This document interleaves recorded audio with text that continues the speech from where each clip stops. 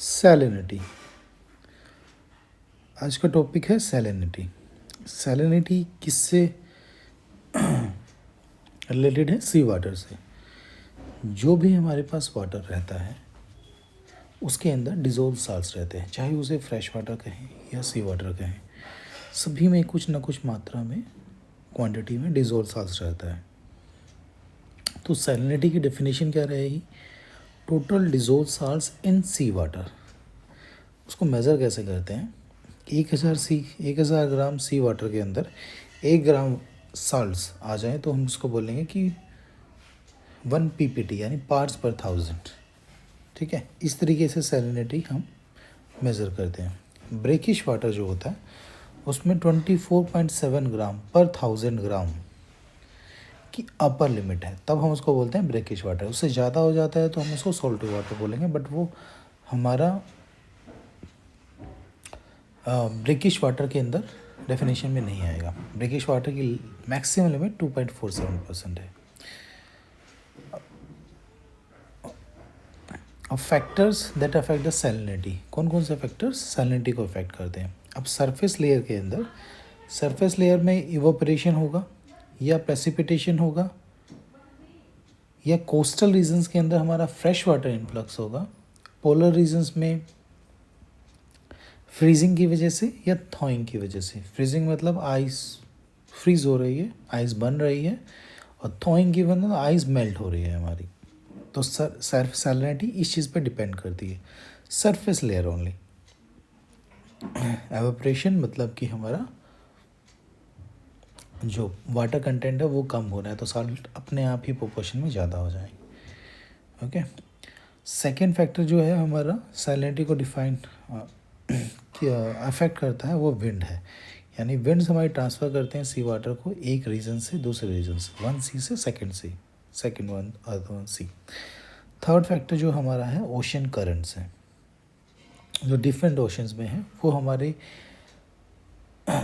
Ocean water को एक ocean water से दूसरे ओशन की तरफ ट्रांसफ़र करते हैं ओशन करंट्स।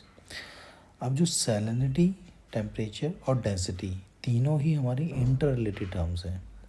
किस तरीके से? यदि टेम्परेचर इंक्रीज़ करता है यानी वाटर हमारा एक्सपेंड करेगा, वाटर एक्सपेंड करेगा तो डेंसिटी कम होगी। वहीं सैलिनिटी यदि इंक्रीज़ कर रही है तो इसका मतलब है कि डेंसिटी हमारी इंक्रीज़ कर रही है। एक टर्की में लेक वेन है जो सबसे ज़्यादा सलाइन है, साल्टी वाटर है जिस लेक का, वो हमारी टर्की के अंदर है, जिसमें 330 ग्राम पर 1000 ग्राम सी वाटर के अंदर मिलता है। अब जो सैलिनिटी है पूरे ओशंस में हॉरिजेंटली किस तरीके से डिस्ट्रीब्यूटेड है? नॉर्मली ओशन की सैलिनिटी वो 33 से 37 ग्राम तक रहती है। रेड सी क्योंकि वो लैंडलॉक्ड है तो उसके अंदर 41 ग्राम तक पहुंच जाता है। एस्टरीज और जो आर्कटिक रीजन्स हैं वहाँ पे हमारा 0 से 35 ग्राम पर 1000 वेरी करते हैं। हॉट एंड ड्राई सीजन क्योंकि वहाँ पे एवेपोरेशन ज़्यादा होगा तो वहाँ पे सैलिनिटी ज़्यादा होगी, वहाँ 70 पार्ट्स पर 1000 रहता है। पैसिफिक ओशन की बात करें तो वो काफ़ी बड़ा एरिया हो गया, उसकी वजह से जो सैलिनिटी है वो हमारी 35 से कम हो जाती है, 31%। इक्वेटर पे अराउंड 35 के पास रहता है, पोलवर्स हम जाते हैं तो 31 ग्राम्स हो जाता है पीपीटी। अब ऐसा क्यों है? क्योंकि जो हमारा आर्कटिक रीजन है वहाँ से मेल्ट वाटर, आइस से मेल्ट होता है वाटर, तो वो हमारा पोल्स में मिक्सअप हो जाता है, इसीलिए वहाँ पे सैलाइन थोड़ी सी सैलिनिटी कम है। वहीं एटलांटिक ओशन के अंदर जाए तो उसके अंदर 36 ग्राम हमारा डिज़ोल्व साल्ट्स रहते हैं। मैक्सिमम जो एटलांटिक ओशन के अंदर पाया गया है सैलिनिटी वो है 15 डिग्री से 20 डिग्री नॉर्थ। वहीं 37 जो है वो हमारा 20 से 30 के बीच में मिला है। अब एटलांटिक ओशन में ही नॉर्थ सी, इवन तो वो आर्कटिक ओशन से वहाँ हमारी आइस मेल्ट होती है और थोड़ा इन्फ्लक्स होता है फ्रेश वाटर का, बट स्टिल क्योंकि नॉर्थ अटलांटिक ड्रिफ्ट होता है, जो नॉर्थ अटलांटिक ड्रिफ्ट है वो सलाइन वाटर को नॉर्थ सी तक पहुंचा देता है, जिसकी वजह से उसकी सैलिनिटी थोड़ी सी ज़्यादा रहती है।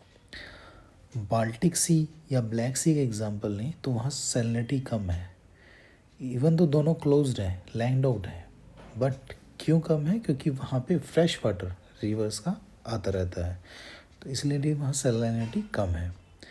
मेडिटेरियन सी हाई सैलिनिटी होती है, क्यों? High evaporation. वेस्टर्न डिस्टर्बेंस आप सुना होगा, तो वो एवेपोरेशन ज़्यादा होता है, जिसकी वजह से मेडिटेरियन सी में सैलिनिटी ज़्यादा है। अब लास्ट हम आते हैं इंडियन ओशन पे। इंडियन ओशन में हॉरिजॉन्टली में देखें तो अराउंड 35 ppt रहता है सैलिनिटी। बे ऑफ बंगाल में थोड़ी कम है, अरेबियन सी में ज़्यादा है। कारण क्योंकि वहाँ एवापोरेशन ज़्यादा है और फ्रेश वाटर इन्फ्लक्स थोड़ा कम है, क्योंकि जो मेजर रिवर्स है हमारी गंगा, कृष्णा, गोदावरी, कावेरी, ये सभी हमारे बे ऑफ बंगाल में जाते, तो इसीलिए वहाँ पे सैलिनिटी भी कम है। Vertical distribution of salinity. अब जो सैलिनिटी है चेंज करती है विद डेप्थ। कैसे चेंज करती है? ये डिपेंड करे कौन से सी में हम बात कर रहे हैं। लोकेशन टू लोकेशन ये डेप्थ में डिफरेंस होता है।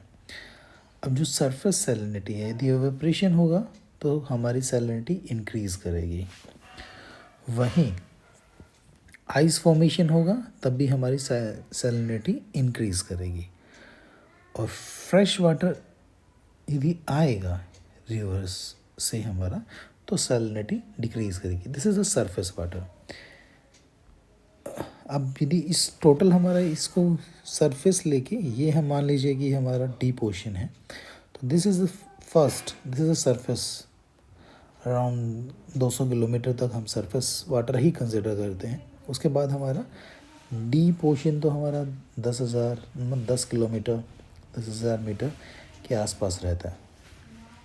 अब जो डीप ओशन है, सैलिनिटी वहाँ बिल्कुल फिक्स ही रहती है, कुछ ज़्यादा डिफरेंस नहीं आता, चेंज नहीं आता। कारण क्योंकि ना ही वहाँ पे पानी ऐड हो सकता है, ना ही वहाँ पे लॉस हो सकता है, तो डीप वाटर की सैलिनिटी फिक्स रहती है। वहीं